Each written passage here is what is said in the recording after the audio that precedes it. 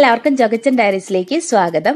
ഇന്ന് നമ്മൾ തയ്യാറാക്കാൻ പോകുന്നത് തണ്ണിമത്തന്റെ തൊണ്ട് കൊണ്ടുള്ള ഒരു വിഭവമാണ്.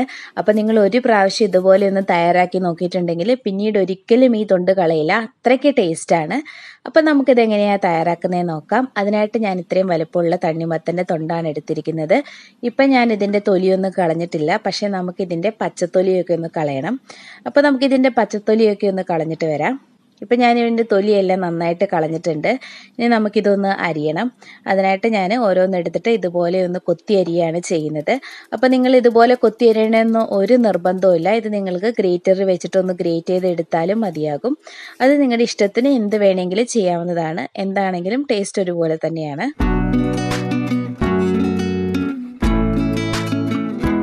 ഇപ്പം എല്ലാം ഞാൻ ഇതുപോലെ നന്നായി കൊത്തിയരിഞ്ഞ് വെച്ചിട്ടുണ്ട്. ഇനി നമുക്കിത് തയ്യാറാക്കാൻ തുടങ്ങാം. അതിനായിട്ട് ഞാനിവിടെ ഒരു പാൻ വെച്ചിട്ടുണ്ട്. പാനിലേക്ക് ഞാൻ കുറച്ച് വെളിച്ചെണ്ണയാണ് ഒഴിച്ചു കൊടുക്കുന്നത്. വെളിച്ചെണ്ണ നന്നായി ചൂടായി വരുമ്പോഴത്തേനും അതിലേക്ക് കുറച്ച് കടുക് ഇട്ട് കൊടുക്കുന്നുണ്ട്. കടുക് അതുപോലെ നന്നായിട്ട് പൊട്ടി വരുമ്പോഴത്തേനും നമുക്കിതിലേക്ക് കറിവേപ്പില ഇട്ട് കൊടുക്കാം. കറിവേപ്പില നന്നായിട്ട് പൊട്ടി വരുമ്പോഴത്തേക്കും നമ്മൾക്ക് ഇതിലേക്ക് ഒരു വറ്റൽമുളകാണ് ഞാൻ പൊട്ടിച്ച് ചേർക്കുന്നത്.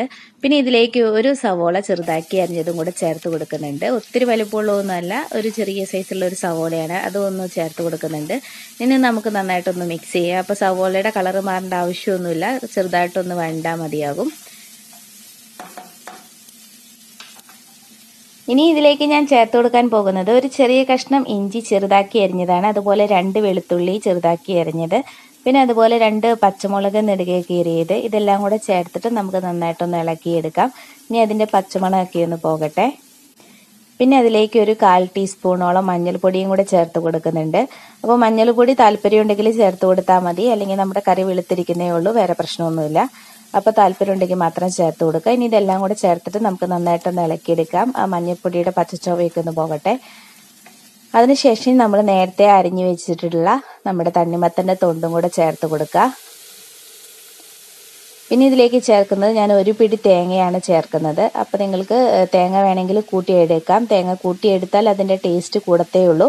അത് നിങ്ങളുടെ താല്പര്യം അനുസരിച്ച് കൂടുതൽ വേണമെങ്കിൽ ചേർത്ത് കൊടുക്കാവുന്നതാണ്. ഇനി ഇതെല്ലാം കൂടെ ചേർത്തിട്ട് നമുക്ക് നന്നായിട്ടൊന്ന് മിക്സ് ചെയ്തെടുക്കാം. പിന്നെ ഇതിലേക്ക് നമ്മൾ ഉപ്പ് ചേർത്തിട്ടുണ്ടായിരുന്നില്ല, അപ്പോൾ ആവശ്യമായിട്ടുള്ള ഉപ്പും കൂടി ഒന്ന് ചേർത്ത് കൊടുത്തിട്ട് ഒന്നും കൂടെ നന്നായിട്ട് മിക്സ് ചെയ്തതിന് ശേഷം നമുക്കിതൊന്ന് മൂടി വെച്ച് വേവിച്ചെടുക്കണം. അപ്പം ഇനി ഇതൊന്ന് മൂടി വെച്ച് വേവിക്കാം. നമ്മൾ ഇതിൽ വെള്ളം ഒഴിക്കേണ്ട ആവശ്യമൊന്നുമില്ല, ഇതിൽ തന്നെ അത്യാവശ്യത്തിൽ കൂടുതൽ വെള്ളമുണ്ട്. ഇടയ്ക്കൊന്ന് ഈ മൂടി തുറന്നൊന്ന് ഇളക്കി കൊടുക്കുകയും കൂടെ വേണം, അല്ലെങ്കിൽ നമ്മുടെ തോരനെല്ലാം അടി പിടിച്ചു പോകും. അപ്പോൾ അതൊന്ന് ഇളക്കി കൊടുക്കാം. ഇപ്പം ആവശ്യത്തിന് ഉപ്പൊക്കെ വേണമെന്ന് നോക്കുക. പിന്നെ അതുപോലെ തന്നെ ഞാൻ 2 പച്ചമുളകാണ് ഇട്ടത്, നിങ്ങൾക്ക് എരിവ് കൂടുതൽ വേണമെങ്കിൽ കൂടുതൽ ചേർക്കാവുന്നതാണ്. ഇനി ഒന്നും കൂടെ നമുക്കിതൊന്ന് മൂടി വെച്ച് വേവിക്കാം. ഇപ്പം നമ്മുടെ തോരൻ ഇവിടെ റെഡി ആയിട്ടുണ്ട്. നമുക്ക് തുറന്ന് നോക്കാം. അപ്പം ഇതിൽ കുറച്ച് വെള്ളം വിട്ട രീതിയിലാണ് കിടക്കുന്നത്. അപ്പം ഇതിനകത്ത് തന്നെ വെള്ളമാണ്. അപ്പം നമുക്ക് ആ വെള്ളം ഒന്ന് പോകാൻ വേണ്ടിയിട്ട് ഇതൊന്ന് തുറന്ന് വെച്ചിട്ടൊന്ന് ഡ്രൈ ആക്കി എടുക്കണം. അതിന് വേണ്ടിയിട്ട് കുറച്ച് സമയം അങ്ങനെ ഒന്ന് വെക്കുക. അപ്പം നമ്മുടെ ഈ ക്യാബേജ് തോരനേക്കാളിലും പപ്പായ തോരനേക്കാളിലും ഒക്കെ ടേസ്റ്റുള്ള ഒരു തോരനായിട്ടാണ് എനിക്ക് ഫീൽ ചെയ്തത്. അപ്പോൾ നിങ്ങൾ എന്തായാലും ഇത് തയ്യാറാക്കി നോക്കണം, എന്തായാലും ഇഷ്ടമാവും. പിന്നീട് നിങ്ങളിത് കളയത്തേയില്ല. കുറച്ച് സമയം തുറന്ന് വെക്കുമ്പോൾ തന്നെ നമ്മുടെ ഇതിലെ വെള്ളമൊക്കെ വറ്റി നന്നായിട്ട് ഡ്രൈ ആയിട്ടുണ്ടാവും. ആ സമയം തീ ഓഫ് ചെയ്യാം. നമ്മുടെ തോരൻ ഇവിടെ തയ്യാറാണ്. വീഡിയോ ഇഷ്ടപ്പെട്ടാൽ ലൈക്ക് ചെയ്യുക, ഫ്രണ്ട്സൊക്കെ ആയിട്ട് ഷെയർ ചെയ്യുക. അതുപോലെ നിങ്ങൾ ഇതുവരെ ചാനൽ സബ്സ്ക്രൈബ് ചെയ്യാത്തവരാണെങ്കിൽ ഒന്ന് സബ്സ്ക്രൈബ് ചെയ്തേക്കുക. അപ്പോൾ അടുത്ത നല്ല വീഡിയോ ആയിട്ട് വീണ്ടും കാണാം. Thanks for watching.